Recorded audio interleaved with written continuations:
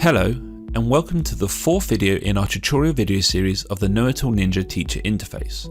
In this video, we're going to look at the Student Tracker, which will allow you to monitor students' progress throughout the courses and allow you to easily target students with additional support where there are gaps that need to be addressed.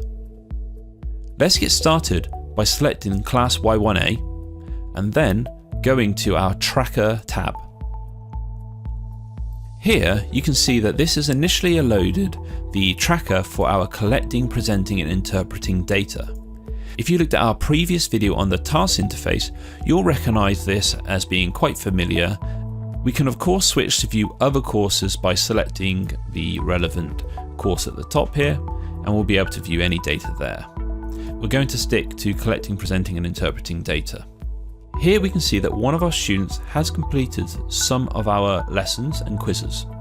Test user 1 has achieved 60% on quiz 1, 30% on quiz 2, and then 100% on quiz 4. We can view to see if they've made multiple attempts. So if I select, for example, number of attempts, we can see that they've made one attempt at each quiz. So the best worst data here will be all the same, but if the student made multiple attempts, we can see their best, their worst, their first, their most recent and their average mark. On the left here we can see that they've spent 53 seconds, only 53 seconds actually studying the lessons, but they spent 3 minutes and 7 seconds completing the quizzes. Obviously typically that data will be much larger. This is just a demo account. If we select study time, we can see how much time they spent studying each lesson here. So you can see they spent 3 seconds on lesson 5 there.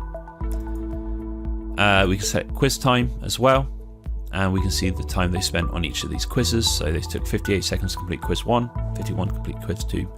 That is a total time across all quiz attempts though, so if students made 10 quiz attempts, then that'll obviously be much more significantly larger.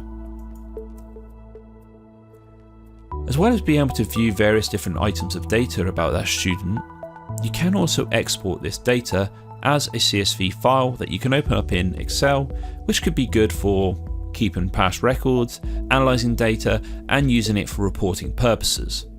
Displayed data set will output what you see on your screen, so this would be the best results, and the full data set will output absolutely everything, best, worst, first for every single student.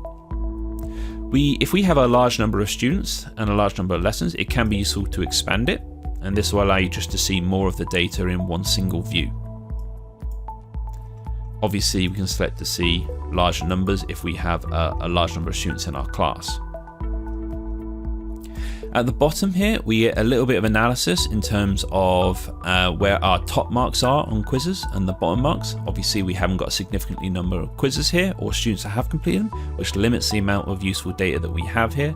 But as you can imagine, as you have a significant number of students who have all completed all the quizzes, then you get to see an idea of where students will have particular weaknesses. So this is the tracker interface as a whole. In our next video, we're going to look at the other aspects of the KnowItAll Ninja interface, which are more commonly used by students, such as viewing courses, viewing the leaderboard, and indeed viewing the achievements. Thank you very much.